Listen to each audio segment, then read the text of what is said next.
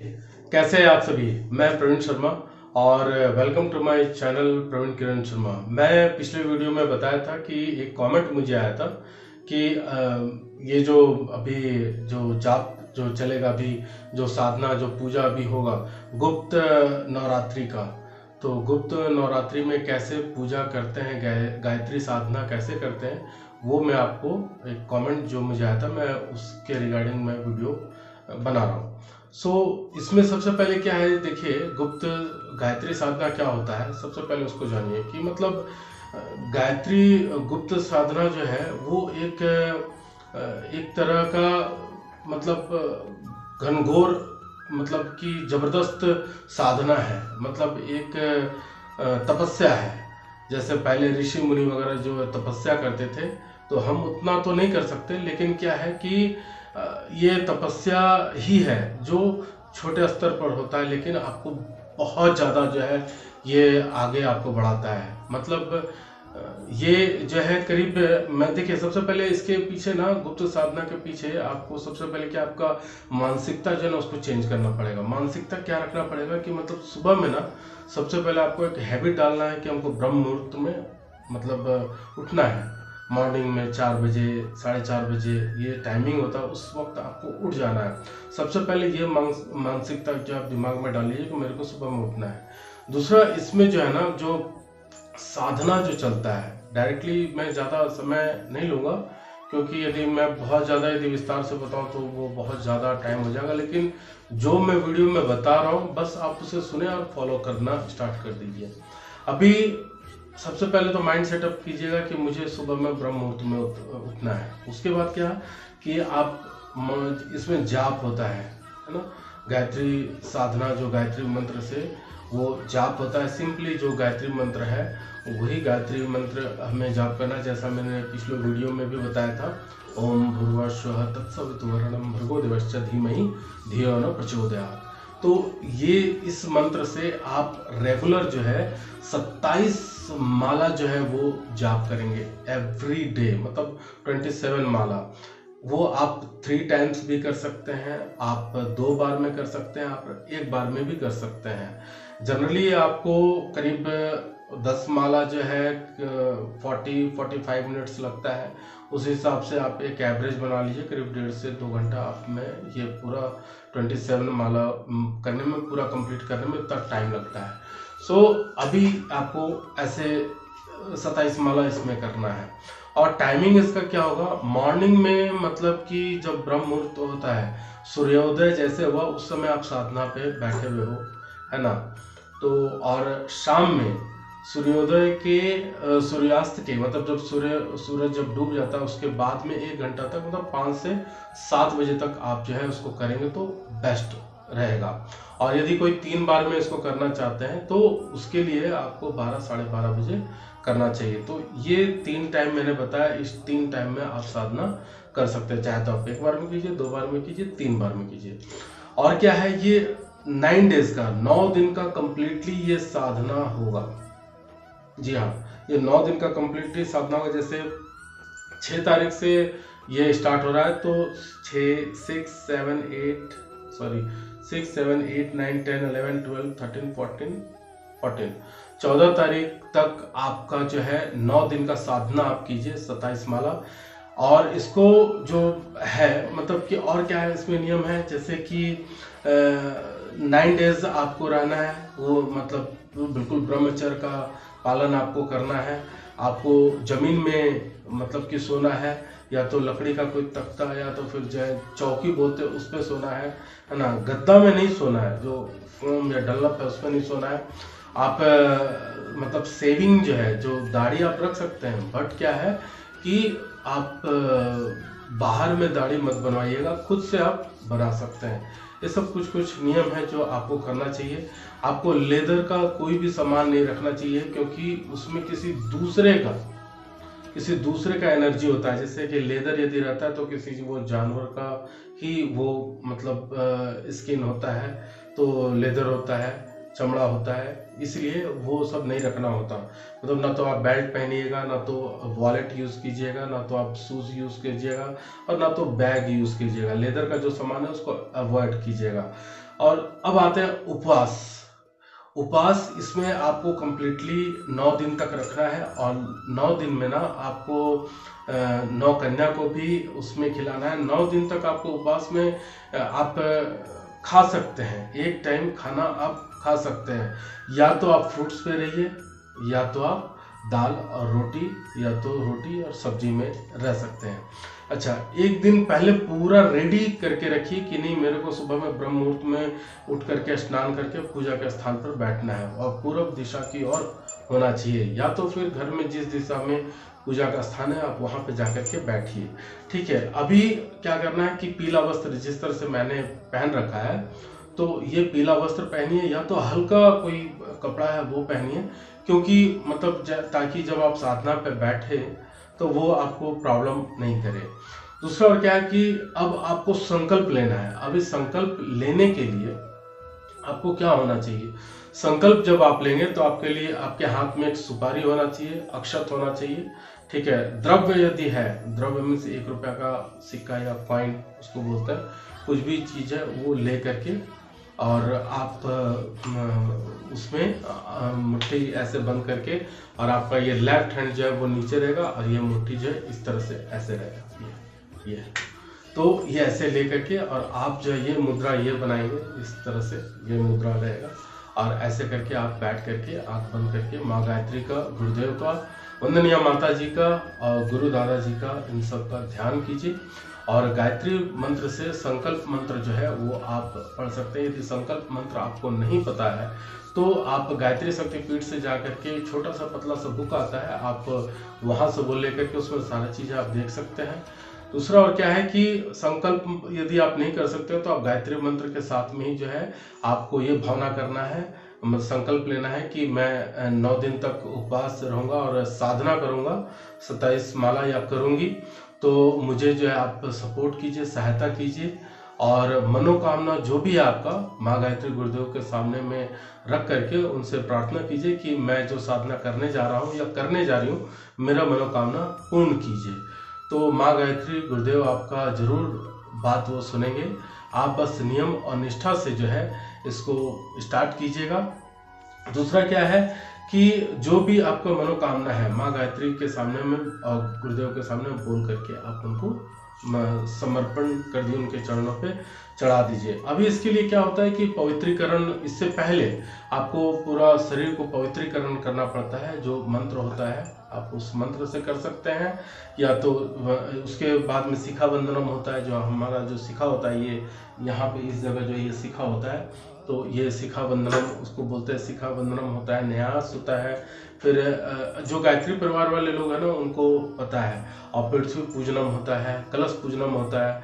तो जब आप साधना में जब आप बैठते हैं तो वहाँ पे एक छोटा सा कलश में जल भी लेकर के आप रखेंगे, ताकि जो है मतलब उसमें जल लेकर के रखना है, ताकि उसके बारे में मैं बाद में आगे मैं बताता हूँ कि वो जल क्यों जरूरी। और कलश चाहिए, और उसमें जो है आम पत्ता या तो उस जल लेकर के, और उसमें एक कलश में आप सुपारी डाल दीजिए, थोड़ा अक्षत डाल दिए, जल डाल दिए गंगा जल के साथ में, और उसमें आम का पल्लो जो होता है वो लगा दीजिए, जैसे आप लोग सभी जानते होंगे। और या तो फिर पान का जो पत्ता होता है उसको चारों तरफ से रख के नारियल रख करके उस पर नारियल पे जो है वो मतलब एक जो मौली होता है वो कम से कम वस्त्र के नाम पे उनको बांध करके आप वहाँ पे उसमें बैठा करके आप उनका कलश को वहीं पे रहने दीजिए। और एक छोटा लोटा में जो है, छोटा सा जो लोटा है उसमें जल डेली उसमें डाल के पूजा करेंगे। और जब भी आप पूजा जब आपका हो जाता है तो वो कलश में जो जल है, मतलब जो छोटा कलश में जो जल है उसको लेकर के तुलसी पौधा में जा कर के उनको डालना है, और सूर्य भगवान का ध्यान करना है, और आपका जो भी मनोकामना है आप वहाँ पे बोल सकते हैं। जैसे सूर्य नमस्कार और सूर्य का भी जो मंत्र होता है वो मैं बताने जाऊँगा तो काफ़ी टाइम हो जाएगा। यदि आप कमेंट्स में मुझसे पूछते हैं, या तो मैं कोशिश करूँगा कि अपना कॉन्टैक्ट नंबर डालूँ, ताकि जिनको भी पूछना है तो मुझसे डायरेक्टली व्हाट्सएप में या फिर फ़ोन करके आप पूछ सकते हैं।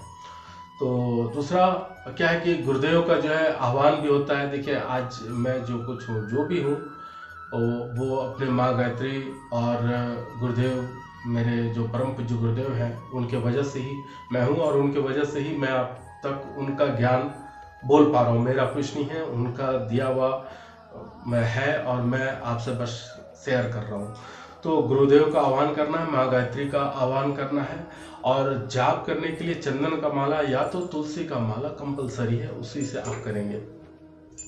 आसन जब आप पूजा करके उठते हैं तो आसन जब आप जाप करके जब उठेंगे तो आसन में आप बैठिएगा, है ना, और कोई चटाई बोलते हैं उस पे बैठिएगा, है ना, और ऊन वाले में मत बैठिएगा। और जब आप उठते हैं तो वहाँ जल का जो है ऐसे मतलब थोड़ा डालिएगा, तभी उठना है, ताकि आपका जो है पूजा वगैरह जो है वो हो चुका है ना। उसके बाद कलश मतलब कलश जिस समय जब आपका जब पूरा पूजा कंप्लीट हो जाएगा, जब 9 दिन का जब आपका जो है पूरा कंप्लीट पूरा हो जाता है, तो वो कलश का जो जल है ना वो उठा करके और उसमें से जो नारियल है उसको हटा करके, या आम का पल्लो था या तो पान का जो पत्ता था उसको ले करके पूरे चारों तरफ में घर में और घर के सभी मेंबर पे, इवन आपके घर में छोटा डॉगी पपी वगैरह कुछ भी है या छोटा पक्षी भी है या घर के जो भी लोग हैं, घर के एक एक कॉर्नर में, बालकोनी में, बाहर में, गाड़ी रखते हैं, गाड़ी में हर जगह उस जल को आप छिड़किएगा। इससे आपका जितना भी नेगेटिविटी है पूरे घर से वो हमेशा के लिए चला जाएगा। देखिए अभी मैं बात करता हूँ कि 27 जो 27 माला जो एवरीडे जो करना है, आप 1 डे जब आप करते हैं तो 108 दाना उसमें नग होता है, और 8 तो एक कंपलसरी उसको छोड़ दीजिए क्योंकि वो गलत सही एक माइनस हो जाता है। 100 आप मान के चलिए तो 27 इंटू 100 2700 होता है। उसी तरह से यदि आप 9 डेज इंटू मल्टीप्लाई जब करते हैं तो 24,300 होता है। तो मतलब 24,000 का गायत्री मंत्र से आप जब जाप करते हैं, आपका दिन दुनिया दशा इस तरह से चेंज होगा कि आप इमेजिन नहीं कर पाएंगे कि मेरे जीवन में ऐसा परिवर्तन कैसे हो गया। मतलब कौन सा ऐसा शक्ति है जो मतलब कि मुझे यहाँ तक लेकर के आई और खींच कर लेकर के जा रही है। मतलब आप खुद भी कीजिए और दूसरा को भी बताइए करने के लिए, और आप उस चीज को बिल्कुल मत छोड़िए और बहुत ब्रह्मचर्य का पालन करके, और जब भी आप साधना जब करके आप उठते हैं 2 से 3 घंटा बिल्कुल कुछ मत बोलिए, एकदम शांत मौन रहिए, चुप रहिए।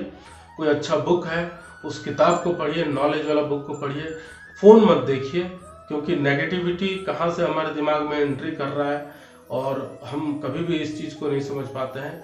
आप जब साधना में रहें 9 दिन बिल्कुल आप इस चीज को भूल जाइए कि मैं क्या हूँ कैसे हूँ, बस साधना में लीन रहिए। अब देखिए जिस दिन से आप फर्स्ट डे से करेंगे उस दिन से आपका जो दिन है वो किस लेवल पर जाएगा वो मैं नहीं बता सकता, आप जब करेंगे आपको खुद फील आएगा। सो अभी जो है देखिए, जब इसके बाद जो हम लोग हवन करना है, जब आप पूरा कंप्लीट हो गया तो हवन जो है करना है गायत्री मंत्र के साथ में। जैसे हम लोग को बोलते हैं ओम भूर्भुवस्सुवः तत्सवितुर्वरेण्यं भर्गो देवस्य धीमहि धियो न प्रचोदयात् स्वाहा, ऐसे बोलना है। इदम गायत्री इदम न मम, यही याद रखना है आपको, इदम गायत्री इदम न मम। तो ऐसे बोल करके आप 108 बार आहुति देंगे। वो हवन सामग्री जो है गायत्री मंदिर जा करके वहां पे बोली, वो डायरेक्ट शांति कुंज हरिद्वार से आता है।